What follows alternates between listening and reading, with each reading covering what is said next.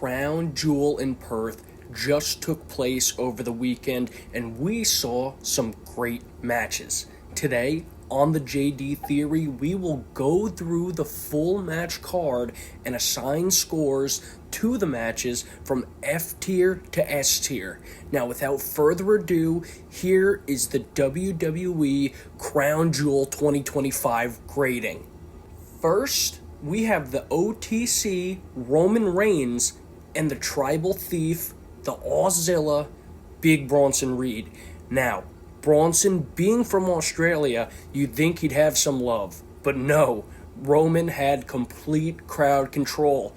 Even at one point, Roman Reigns gets a mic and he talks to the audience, calling for acknowledgement in exchange for a table spot. Now, Reed would shut this down. He got major heat for that, and it was really nice seeing Bronson look strong in this match. Now, even if he would be assisted by Braun Breaker, which in this match, under street fight rules, this works. And things would take a big turn when the Usos come to assist Roman. Now, we knew Roman wanted no help, and he was proven right in his sentiment. After we have a huge brawl, Jay would get overzealous, looking to spear Reed through a table, only to end up having the OTC laid out by his own hands. Now, this would give Reed the time he needed to climb to that top rope, hit the tsunami, and Bronson now finds himself amongst a very short list of names to have pinned Roman Reigns since he's become the tribal chief. All in all, this was a very fun match.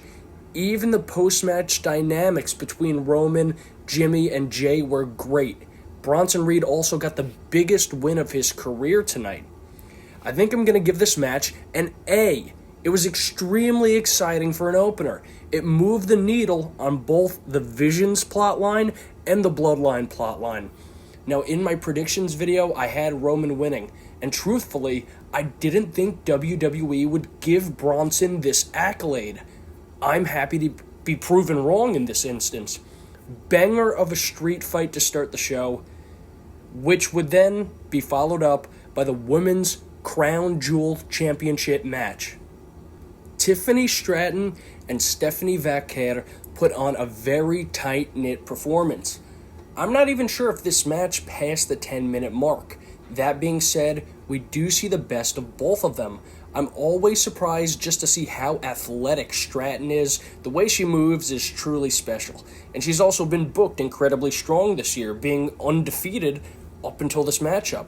And, this truly was a brawl. And I think they made the right call giving Vaquer the victory here, because she had just won the belt, so having her lose, I think it would have truly hurt her as a new champion. Now, her new finisher, this corkscrew splash, it's perfect for highlight reels, and I wonder if they plan on making the Stephanie Vaquer bomb, the SVB, her signature, or if we'll only see that on rare occasions from now on, like Randy Orton's punch, for instance. Now, regardless, this match did what it needed to do. We finally seen Stratton pinned this year, which I'm sure will lead to a title change soon. And after the match, Stephanie would not give... She would give a speech about following dreams, achievements, to be followed by Triple H putting the massive Crown Jewel Championship around her waist. All in all, giving this match a B. I think it hit the right notes, but maybe too fast of a tempo. Stratton losing is a big deal, but it felt like she kind of got swept under the rug here for Vaquer. I believe this match needed a bit more gas to reach that next level. It was very back and forth the whole time, which made for great in-ring dynamics, yet, in my mind, I think the new champion toppling the more seasoned champion, it should have been more of a conquest, like we see Stratton dominating in the early goings, and we slowly see this shift. But we didn't get that. This was a back-and-forth battle. But, maybe that just signifies how much value the WWE is putting on Vaquer's rise. I can't be mad about it. She's a wonderful performer, and this would lead into another wonderful performance in the next match being AJ Styles and John Cena. Say what you will about John Cena's retirement tour, one thing is for certain, we've gotten some of the best matches of Cena's entire career.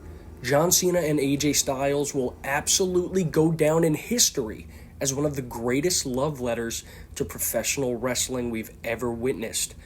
My goodness. I mean, what a homage. I watched this, I was yelling at the TV.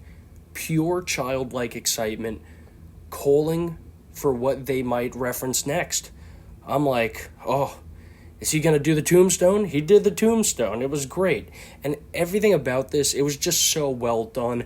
Even from the pre-match letter Cena handed to the announcer and citing AJ Styles, his accomplishments, acknowledging his history, and this match, this is how you do a slow start to a big crescendo finish at the end.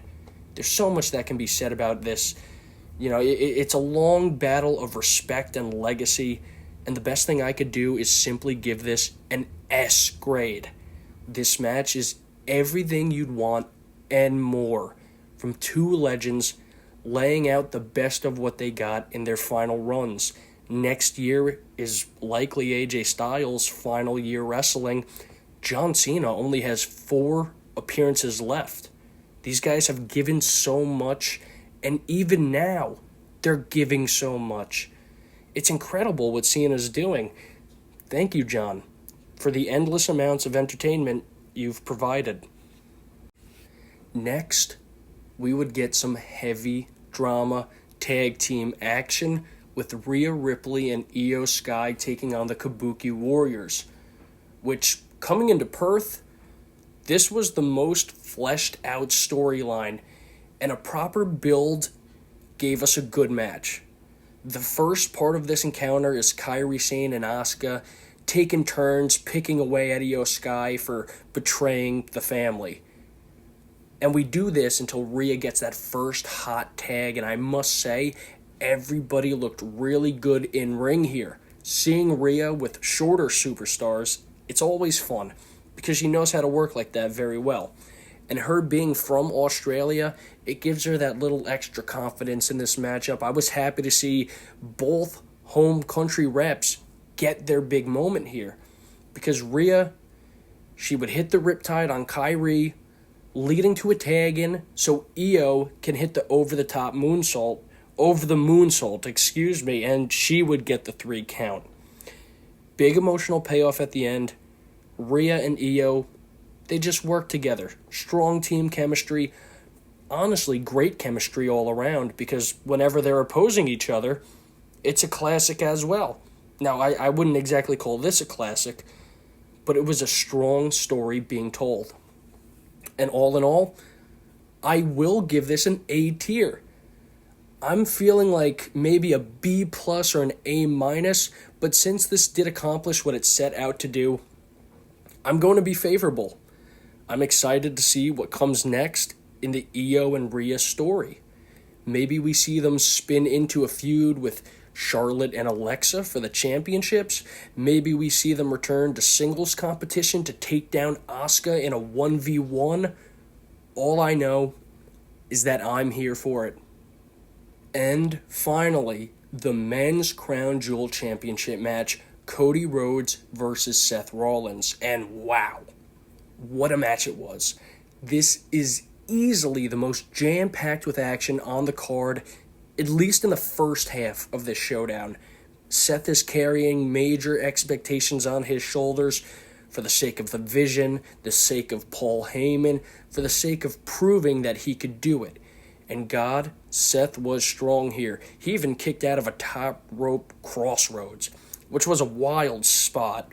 This is absolutely the strongest Seth has been booked this year. Either this or that cage match with Punk on Raw in January. Another amazing match. Now, it's a story of willpower told by the villain. But Seth's character, it's complex. You sympathize with him, oddly enough. And beating Cody, that's no joke either. And I love how Seth clocked him with the watch. And he did 2 stomps to get the win here. I just gotta say, I mean, these two guys, they're both number one right now. And Seth is going over big here. And seeing him get that Crown Jewel championship, it was exciting. It felt deserved. And of course, these two are the best in-ring performers in the company right now. The level of quality is outstanding. And maybe I'm being overly positive, but Crown Jewel 2025, it's been amazing. I'm giving this match an S tier grading. That's right, 2 S tiers on a 5-card match. That's a pretty great ratio. Crown Jewel proved to be one of the best PLEs of the year. Now, with that being said, how would I rate Crown Jewel itself? Honestly, if we stack this up to the competition, it's a clear standout. In a year full of premium live events being thrown at the wall seemingly every 3 weeks, Crown Jewel finds itself amongst the most prestigious. Honestly, I'm going to rate Crown Jewel 2025 in Perth an S tier. What a great time this was. Truly special, truly memorable, and it provided an unforgettable classic with Cena and Styles. Even the lowest rated match on this card was a really good match. Nothing here was bad. Not by any means. Thank you for watching. How did you feel about Crown Jewel? Please let me know down in the comment section. Looking to hear from anybody who watched this event. As for the channel, expect the next video to be the Classic Rock tier list, as well as regular weekly Monday Night Raw reviews and NWA Power reviews on the JD Theory podcast. Those episodes will be on Spotify as well. If there's anything you're interested in hearing me discuss on this channel, feel free to let me know as well. I'm open to ideas. With that being said, have a wonderful day. Bye-bye.